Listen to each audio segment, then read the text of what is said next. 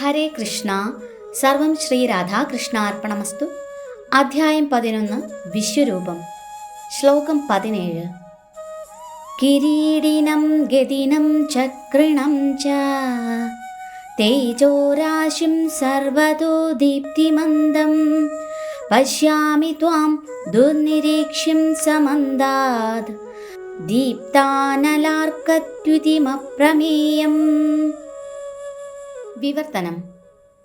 ആളിക്കത്തുന്ന അഗ്നിയുടെയും മധ്യാഹ്ന സൂര്യന്റെയും പ്രകാശം പോലെ ചൂഴെ പരക്കുന്നതും കണ്ണഞ്ചിപ്പിക്കുന്നതുമായ മഹാജ്യോതിസുകൊണ്ട് ദുർദൃശ്യമാണ് അങ്ങയുടെ ഈ രൂപം.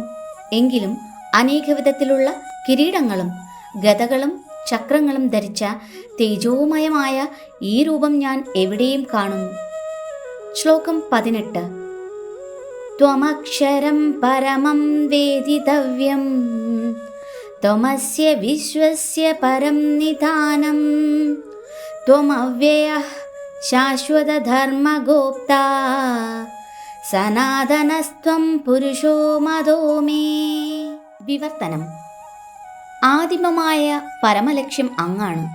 ഈ ജഗത്തിൻ്റെ അന്തിമ വിശ്രമസ്ഥാനവും അങ്ങുതന്നെ.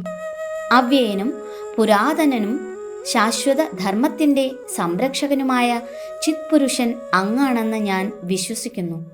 ശ്ലോകം 19. അനാദിമധ്യാന്തമനന്തവീര്യം അനന്തബാഹും ശശിസൂര്യനേത്രം പശ്യാമി ത്വാം ദീപ്തഹുദാശവക്ത്രം സ്വതേജസാ വിശ്വമിദം തപന്തം. വിവർത്തനം. അവിടേക്ക് തുടക്കമോ മധ്യമോ അവസാനമോ ഒന്നുമില്ല. അമേയമാണ് അങ്ങയുടെ പ്രഭാവം. അനേകം കൈകളും സൂര്യചന്ദ്രന്മാരാകുന്ന കണ്ണുകളും അങ്ങയ്ക്കുണ്ട്. വായിൽ നിന്ന് തീ പാളുന്നു.